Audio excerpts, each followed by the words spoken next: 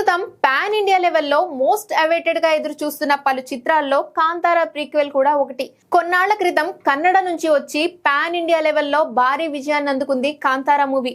కన్నడ నటుడు దర్శకుడు రిషబ్ శెట్టి స్వీయ దర్శకత్వంలో హోంబలే ఫిల్మ్స్ నిర్మాణంలో కేవలం 16 కోట్ల బడ్జెట్ తో రూపొందిన ఈ చిత్రం బాక్స్ ఆఫీస్ దగ్గర ఏకంగా 400 కోట్ల వరకు కలెక్ట్ చేసింది.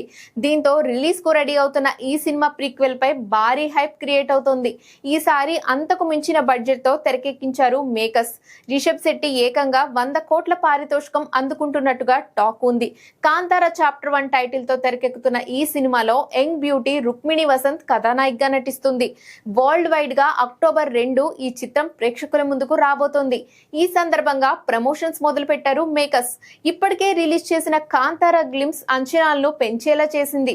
కానీ ఇంకా ట్రైలర్ రిలీజ్ చేయలేదు.